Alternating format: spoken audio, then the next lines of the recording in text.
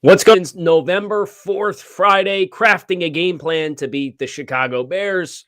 We're talking about the variables at play, some schematic things that I would probably look for here today on Locked On Dolphins. You are Locked On Dolphins, your daily Miami Dolphins podcast, part of the Locked On Podcast Network, your team every day.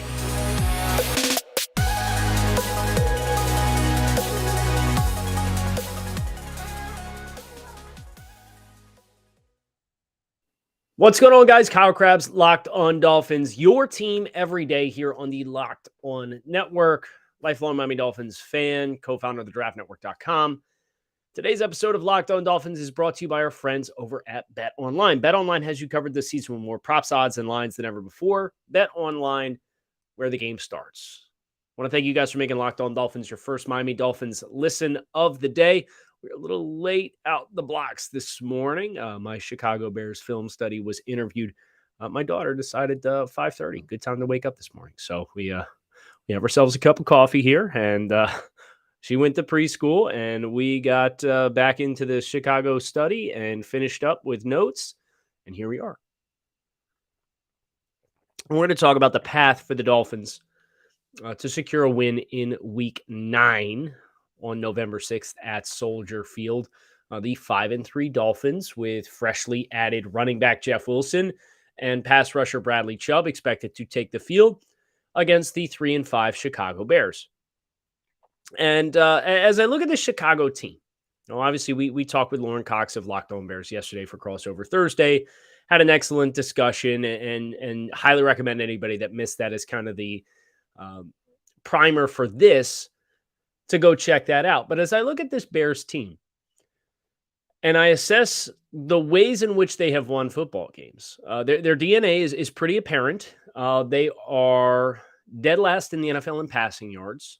They have 1,015 passing yards as a team this season, 5.3 net yards per attempt. But they're on pace to rush for over 3,000 yards as a team between the athleticism of Justin Fields and two running backs in David Montgomery, who's not an efficient runner under 4.0 yards per carry, and Khalil Herbert. They are first in the NFL in attempts. They are first in the NFL in yards. They are second in the NFL in yards per carry, 5.3. And that's to some degree boosted by Justin Fields averaging 5.6 on QB runs and not necessarily design runs, although that has been a bigger part of the DNA for Chicago. This is a team who doesn't have a lot of talent on the outside. Obviously, they made a move for Chase Claypool at the trade deadline to bring in another pass catcher. But they run a fair amount of multi-tight end sets, so they're not going to stretch and space the field. So I take that into account, and I'm inclined to think you'll probably see some more of the three linebacker sets that the Dolphins had with Roberts, Riley, and Baker on the field. What I like about both Baker and Riley being on the field for these opportunities is the Bears are a team that is going to try to run the ball. So if you can have three linebackers out there that you feel comfortable with playing on the second level, you can live in a world in which you're playing zone coverage. Your eyes are in the backfield. It allows you to see an athletic quarterback when he breaks contain and breaks the pocket, as compared to Justin Fields is dangerous when you play man coverage and you turn your back and then he breaks contain and nobody knows it. And that's where he gouges you for big gains. So base defense, zone coverage is probably a world that we're going to want to live in. I would imagine it's going to be a lot of cover three because you are not overly concerned about the vertical components of this game. Justin Fields has shown some arm ability to push the ball down the field. But what is a limiting factor here is the wide receivers like Velus Jones and Dante Pettis. They're the guys with speed who get down the field. And the guys with size who get down the field like N'Keal Harry, and we'll include Chase Claypool in that conversation, they really aren't separators. They're not guys that are really going to test you one-on-one. So you want to play cover three, and you want to live in a world in which you have that eighth hat in the box to fit the run. with how heavy Chicago is. They're a team up front that I think Miami has a decided talent advantage against. And I think what is different and important to note is they scored 29 points. They scored 62 points the last 2 weeks against New England and Dallas. Both of those were road games. That's a little surprising. But they rushed for 243 and they rushed for 240. And they rushed for 237 the previous week against the Washington Commanders. You just got to understand the flow of this game. And for Dallas, it was a really likable format because Dallas was up 14-0 at the end of the first quarter, and they were up 28-7. And that's halfway through the second quarter. Well, lo and behold, Chicago double dips in the final minute of the first half to score 10 consecutive points, and then they score a touchdown to open the second quarter, or the second half. You look up, it's 28-23. Well, then Dallas scores 2 touchdowns, including one on defense, and it's 42-23, and the game is largely and effectively over on its way to a 49-29 final score. That script is important because the previous week against New England, the Bears won on Monday Night Football, and they scored 33 points. Well, how did they get 33 points? They turned the Patriots over 4 times. They were 11 of 18 on third down because they had success running the football. They ran the ball 45 times for 243 yards because it was close. So what Miami can't really afford to do is feed the rushing attack of the Bears by letting them stay in the game. The longer the game stays even, the more that favors how the Bears want to play football. Some observations in watching Chicago on tape. They're not a particularly strong team in the red zone. Where things do get condensed, you can crowd the line of scrimmage more naturally because there's not as much horizontal stretch in the defense. 52% of their red zone trips thus far this season end in touchdowns. That's 23rd in the NFL in touchdown conversion rate in the red zone. They are 4 of 10 on fourth down. The Cowboys feasted on third and long opportunities, and I think you'll play base defense a lot on first and second and long against Chicago. But when you're in third and mids and you're in third and longs, I am trusting the talent up front to win their one-on-ones. And we haven't necessarily seen a lot of that from the Dolphins' defensive front, but this is one of those games where I expect that to be the case. I expect, regardless of who you line up across from who on Chicago's offensive line, they should be capable of winning one-on-ones. And I think that's the area in which Bradley Chubb can really shine in his debut as a member of the Miami Dolphins. So Jalen Phillips, Bradley Chubb, Christian Wilkins, Zach Sealer, you guys, Melvin Ingram, Andrew Van Ginkel, like however you want to rotate them in. The expectation is we should create a lot of chaos with the front four. So if you want to do twists and stunt exchanges, just know, play zone behind when you're stunting and exchanging gaps in case somebody gets pinned and Justin Fields decides to take off. If I were the Dolphins and I were looking to play matchups, and I don't know necessarily how much of this we'll get because I, again, would play more zone coverage than man coverage. Obviously, the best talent receiver is Darnell Mooney. Now, Darnell Mooney on the season, 25 receptions for 364 yards. That does lead the team. There's nobody else on Chicago's offense that has more than 164 receiving yards.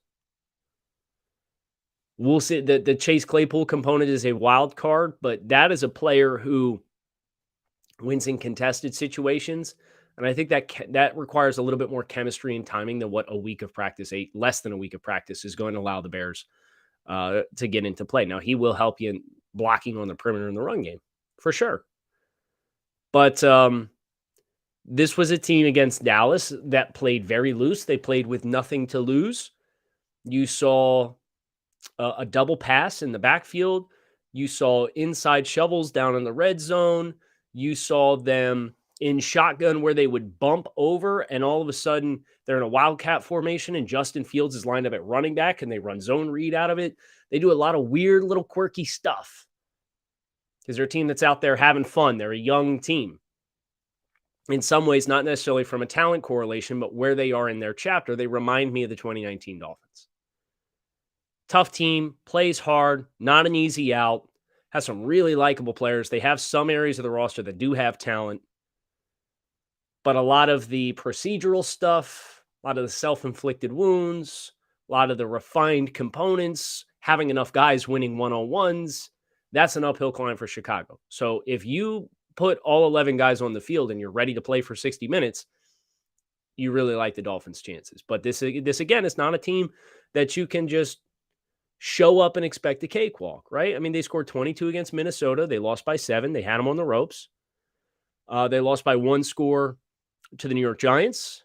They lost by 1 score to the Washington Commanders. They lost by...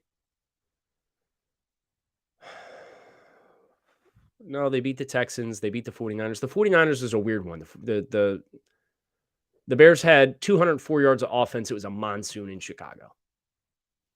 That's one of those ones, well, you did. That just kind of is what it is. But the Dolphins are a team that I think presents some challenges that Chicago has not seen offensively. You think about the offenses that they played. San Francisco, the speed of San Francisco is really mitigated by the weather climate and conditions there. And San Francisco still statistically dominated the game. They just turned the ball over more. Green Bay does not have weapons in the passing game. Houston does not have weapons in the passing game. The Giants do not have weapons in the passing game. The Vikings do, and they pass for 312. The Cowboys have a little bit more one-dimensional than what the Dolphins do, and they put up 442. They ran for 200. And that's really what I look at. This Chicago team has 3 times this season given up 200 rushing yards in a game, and 4 times this season they've given up 175 or more. That's half their games, 175 more rushing. I think about the explosiveness. I think about the addition of Jeff Wilson, is familiar with the system. The subtractions of Roquan Smith and Robert Quinn as players who had played throughout this entire sample size that we're talking about.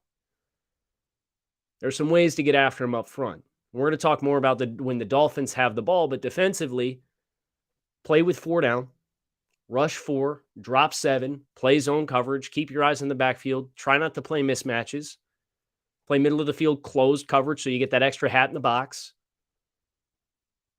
And let's go let the big dogs hunt on the edge. The Chicago offensive line has enough early win opportunities across the games that I watched. The one team that I watched that really struggled to disrupt up front, quite frankly, was New England because of the way the game script went. Because Chicago had advantageous field position. They turned the ball over for the Patriots turned the ball over 4 times. And to be quite frank, out of all the teams that we're talking about, the teams that have the least dynamic players in the front is the New England Patriots these days. You got 2 dynamic players in Jalen Phillips and Bradley Chubb. You got explosive players like Andrew Van Ginkel. You got savvy players like Melvin Ingram.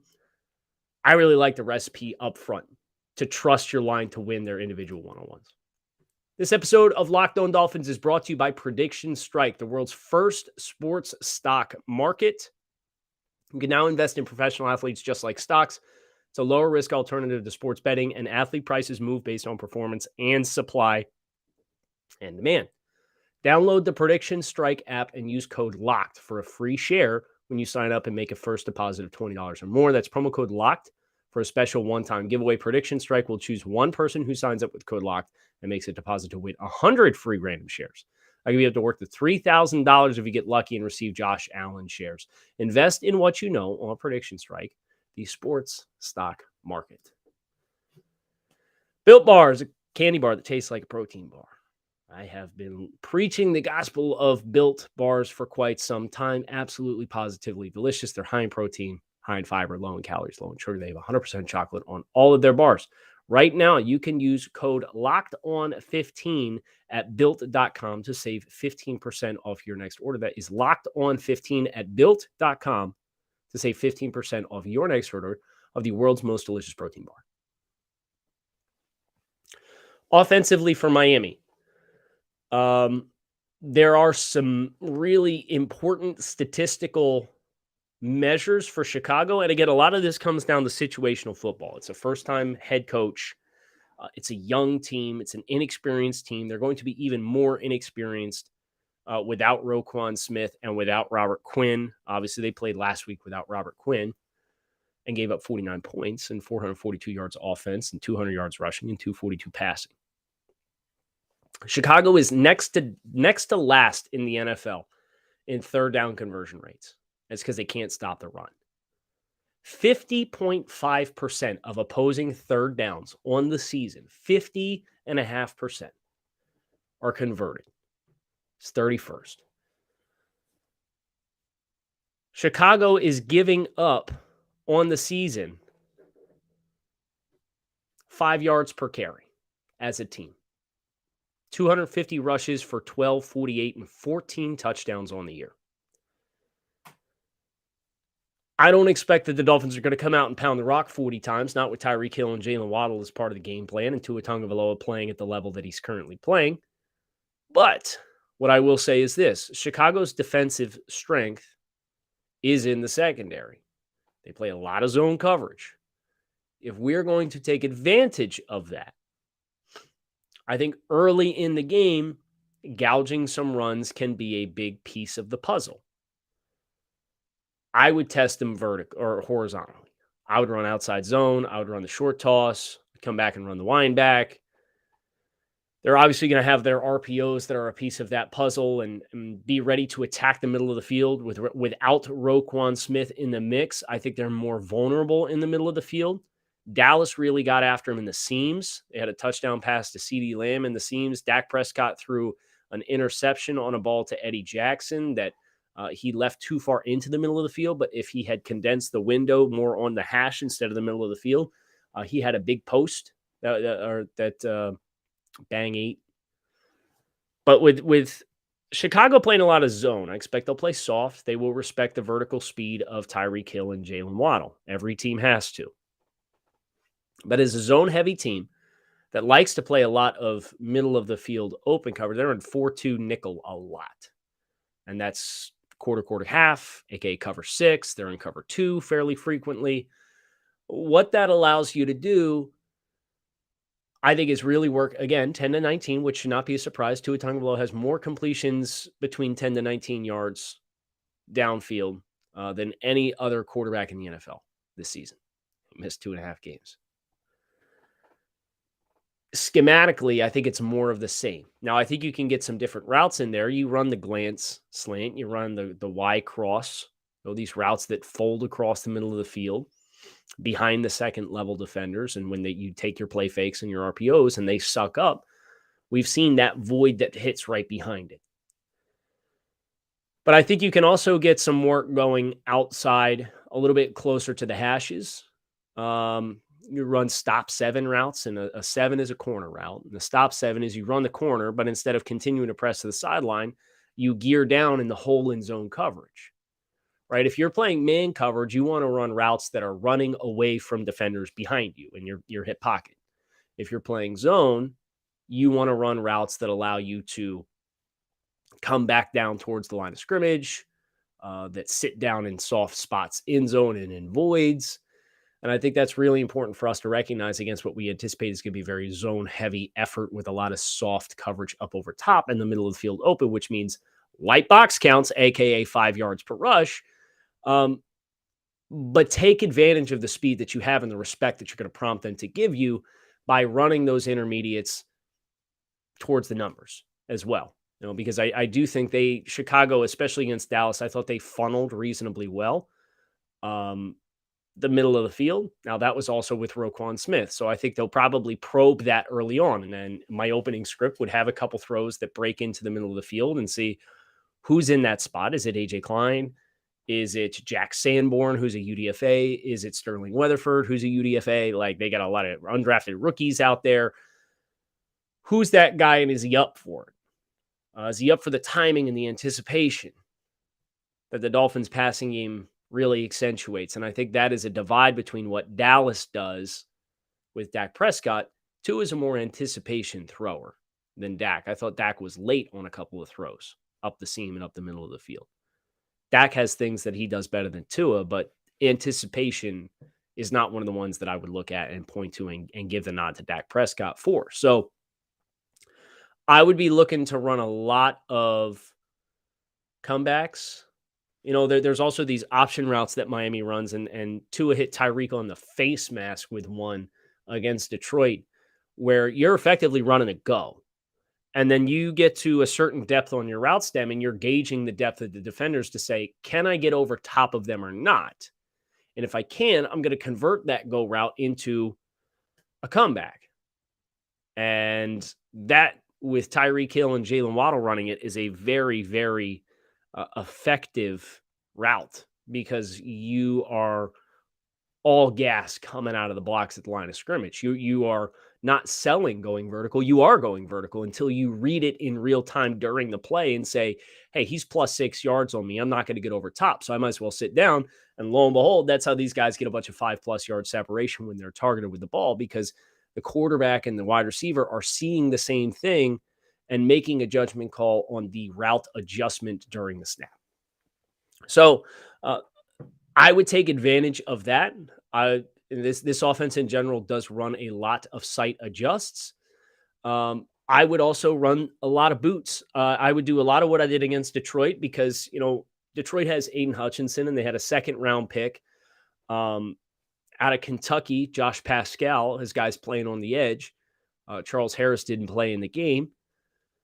But then you think about what the Bears have on the edge, and they got Al-Qadim Muhammad. They got a 5th-round rookie in Dominique Robinson. They got Travis Gibson. You're going to have, and one of the challenges that the Dolphins offense presents is how many layers of crossing over you have. If you are a defender and you're keying, a lot of times you're coached to read and key how many what player is crossing the face of the quarterback, because it changes the math. Well, what happens when the guard pulls around and there's jet motion going the other way at the snap, and then the running back crosses the quarterback's face in the mesh point for either an RPO or a play fake? And you have 3 players, potentially 4 if you're running like a counter with the H-back or multiple pullers coming across the face of the quarterback, and they're emulating a counter look. For a young team in the front, especially without Roquan Smith, your signal caller, I'm throwing eye candy out the wazoo.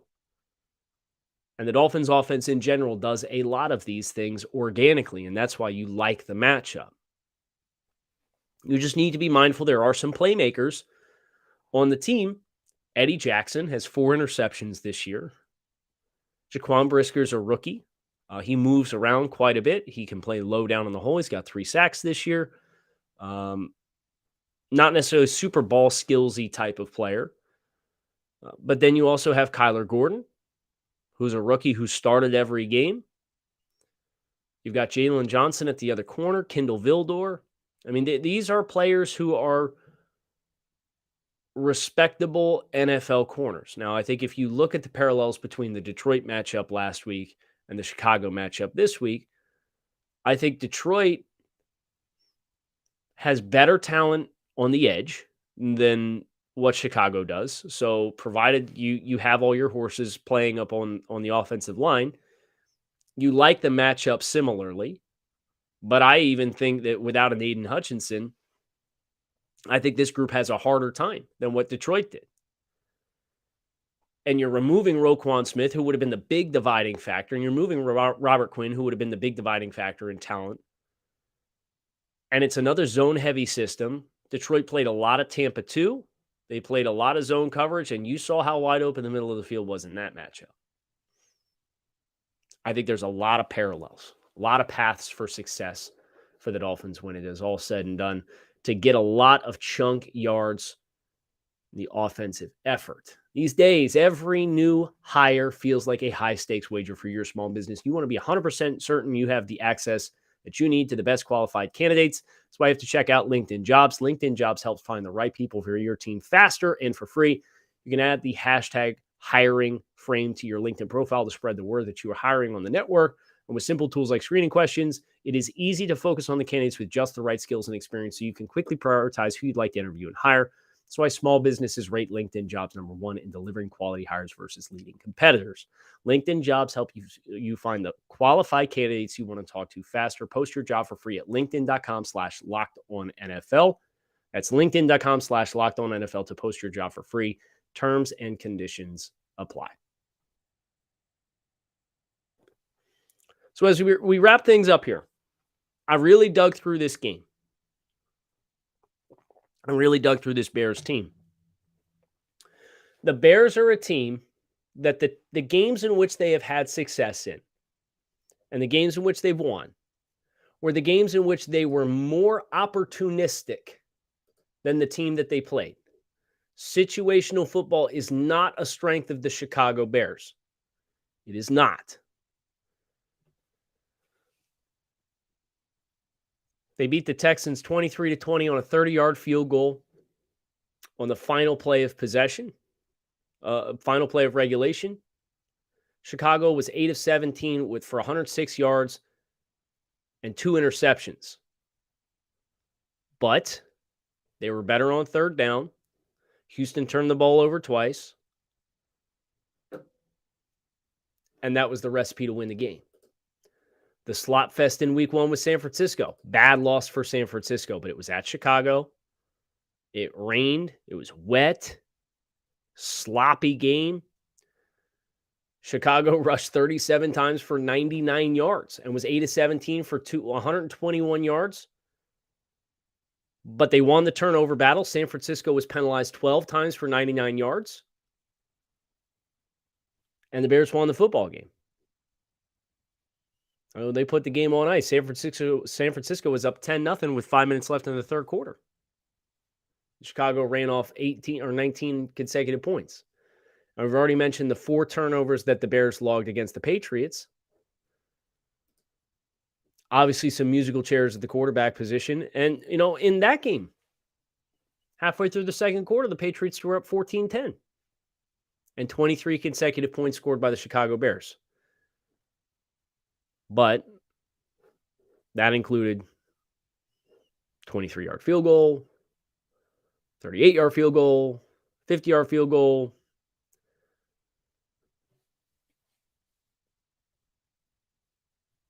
As I look at the game,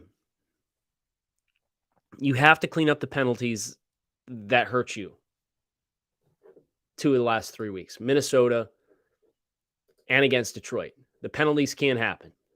It cannot happen. But you also make sure you protect the football. Well, the Dolphins have turned the ball over once in the last 2 games.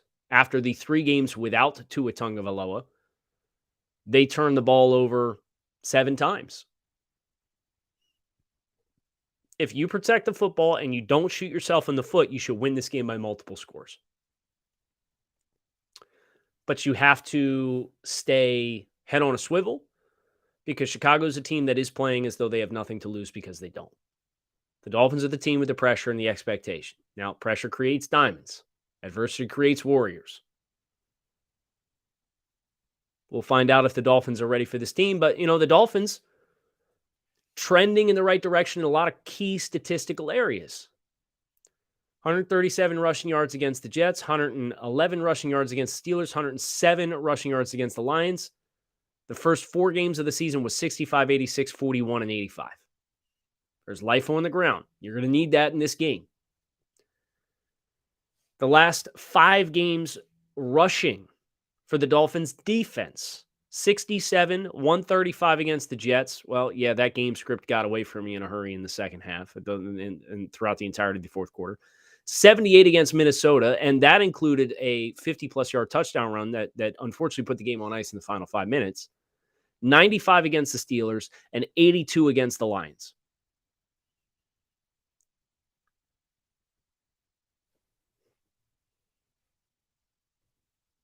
You have the opportunity to attack the strength of Chicago with your own strength, as Lauren Cox said yesterday on the Crossover Thursday episode.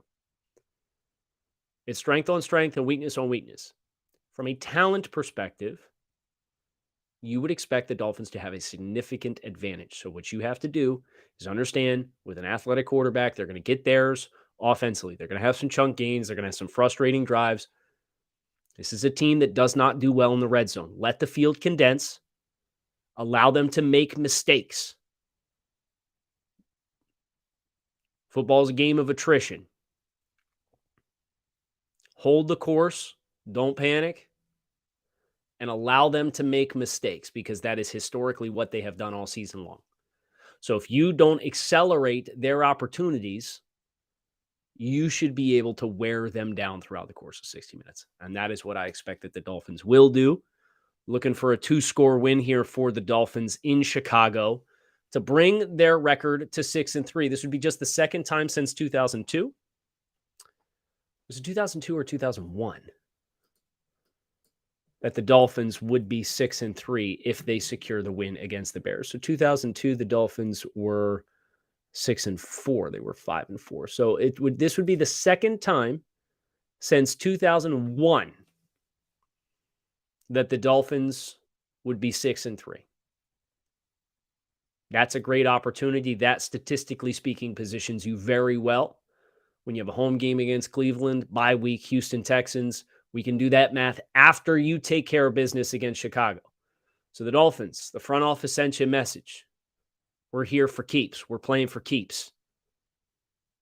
Don't allow yourselves to have a letdown. Be ready to play for 60 minutes. Expect them to play with nothing to lose. Expect them to play spirited football.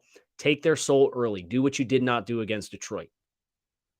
And really dictate this game and allow them to either voluntarily run the ball when they're down multiple scores and run the clock out, or get them out of their style of play, and then you can really feast on the defensive side of the ball. That's the path. See how the Dolphins do. I'll talk with you guys on Sunday night. Kyle Krabs, keep it locked in right here on Locked On Dolphins, your team every day.